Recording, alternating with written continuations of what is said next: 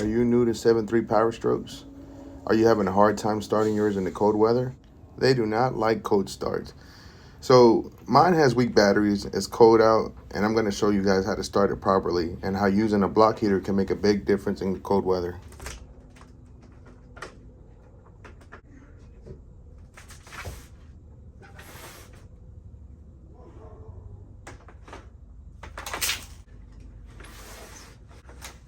So go ahead and run an extension cord to your truck.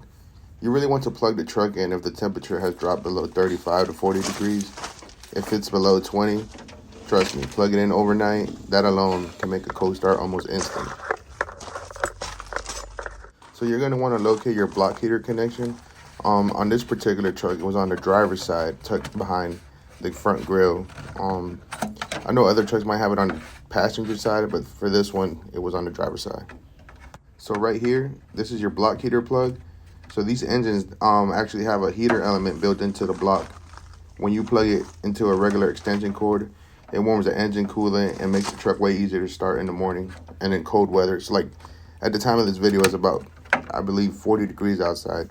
You don't need to plug it in all day. 3 to 4 hours before starting is usually enough. But overnight is best when it's really cold out. My batteries are weak, so I'm replacing them today. I had a really slow crank, and a slow crank almost always means weak batteries. One or both batteries may be bad, so I went ahead and replaced mine. You possibly won't have to replace your batteries. I'm only doing it because both my batteries were weak, and they were really old. They're about 4 years old. And the reason why it matters to have proper voltage is because these trucks take a lot of cranking amps to start. So you got to make sure that your batteries are fully charged and healthy in order for your truck to start in the cold weather. Also, the cold can also kill batteries as well.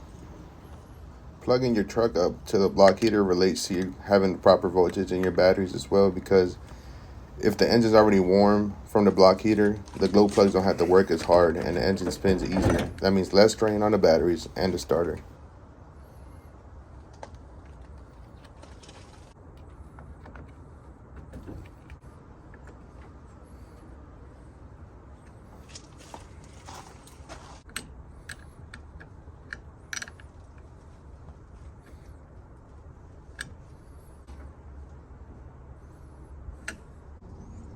So now that I have my battery squared away, now we can move on to the next step, which is going inside the cab and cycling your glow plugs.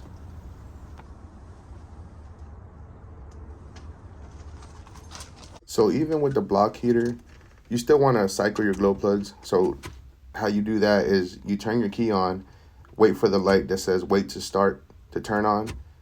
Then when it turns off, you cycle the key back off, then back on again. I do that about 3 or 4 times. And this is not exactly necessary, but I just do it just to make sure that the glow plugs have, the warmth they need to start easily. And give her a go.